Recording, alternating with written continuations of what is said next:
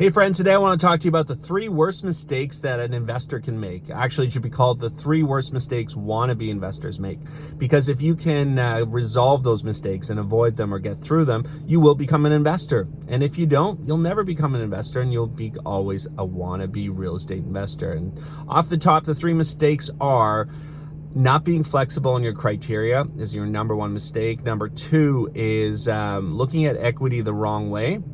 And number 3 is being too reactive and rigid. So let's talk about the first one. All right. So as a residential realtor, I help, I've helped hundreds of people buy their first home. And it's interesting because when I first sit down with them, they have some very specific criteria. Most people do. They have a list of needs and wants. So the wants are things that they like. The needs are things that they must have. In there is a budget. In there is an area that they want to live within. And, we sit down, we go through it, we discuss it, then we put that into a search and we start looking at properties. And often through the course of the following weeks and months as it takes to buy a property, that client really changes their criteria because maybe they realize they can come up with more budget and buy something a bit different so they don't have to, upsize in 5 short years, or they realize that certain details that initially were important to them aren't as important to them, and others have become more important, so they adjust their need sheet, their want sheet. And sometimes the reality is what they want is not what they can get. It's not realistic in the budget in the marketplace. And so instead of just not buying a home and renting forever, they make adjustments. They say, well, this isn't going to be my forever home. So instead of having in-suite laundry, for example, which was a need prior, I'll make that a want. And this home might not have that, but the next one I'll focus on. And so they make adjustments. Now, it's interesting because when you don't own a property yet, I find that homeowners quite naturally, or wannabe homeowners, renters, quite naturally make adjustments as they get climatized to the marketplace, as they understand what is realistic for their area, their needs, their budget.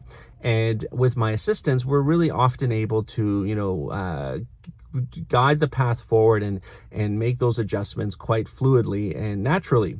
Now, here's the mistake that most wannabe investors make. A lot of clients, when I help them buy their first home, and then later I approach them about potentially buying an investment property, because again, I believe buying 1 or 2 investment properties is the best thing that you can do as a Canadian towards your retirement. I've never met anyone that, owns an investment property for more than 5 years and wishes they hadn't done it. So going back to my purpose, my real goal is helping as many people as I can purchase investment properties, just 1 or 2, maybe more, but that would be amazing because again, it will really help them in their retirement.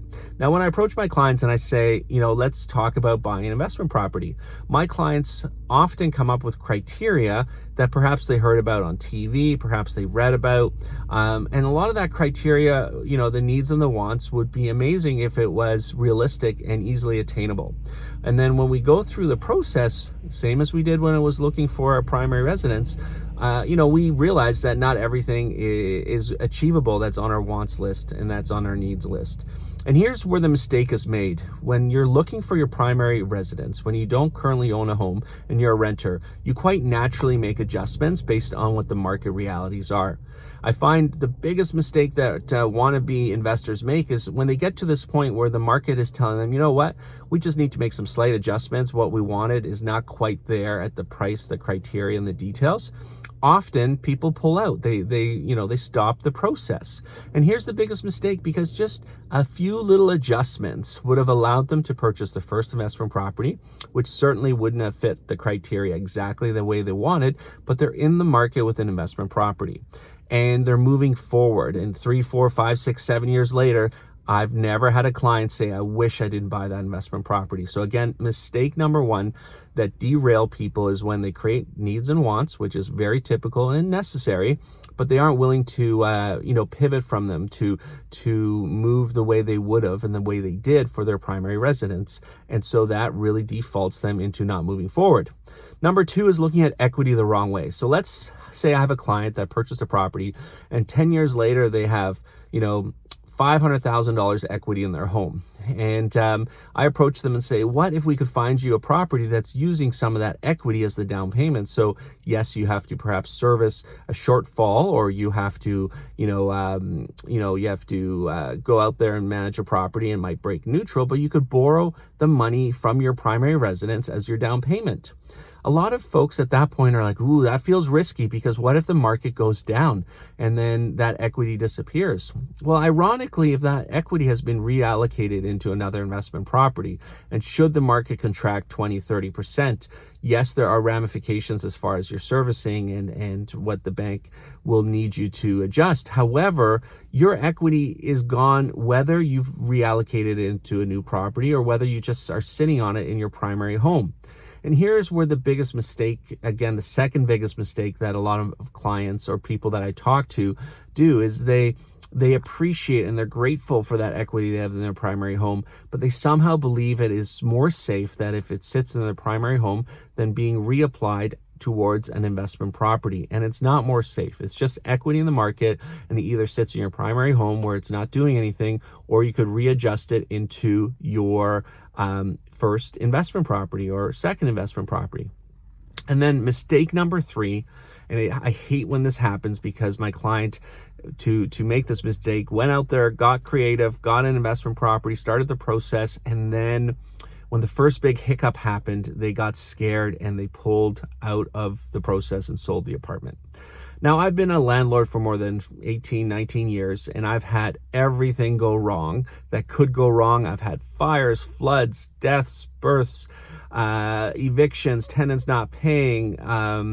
I've had so many negative things happen, and equally, I've had the power of having a tenant that is paying the mortgage, paying through their rent, and time is showing me that 5, 10, 15 years down the road, even, terrible situations that come up that have to be dealt with are going to be overcome with positivity down the road. And so I really stress that when I'm working with a client who's becoming an investor, that they're going to have some challenges. And it's amazing. Some clients handle challenges really well. Other clients, a dishwasher breaks and the client or the tenant is asking for a new one and might be peppering the landlord a couple times because they want it right away. And the landlord is getting overwhelmed by this. And so don't let the little things get in the way of the big success.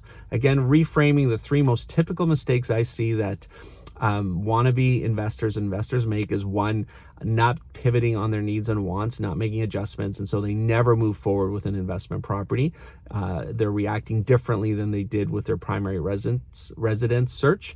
Number 2 is looking at the equity incorrectly, somehow feeling that it's safer in their primary residence versus being split between primary residence and an investment property. And number 3 is overreacting when an issue happens and wanting it to be much easier. Anyway, everyone's situation is different. I love helping clients get investment properties because I know the power that it provides in your retirement and leverage into your lifestyle. I would love to help you if that's the case. Roland Kim with Keller Williams and the Kimbuna team. I'm easily found online. Please subscribe to my YouTube channel, and I hope you're doing well.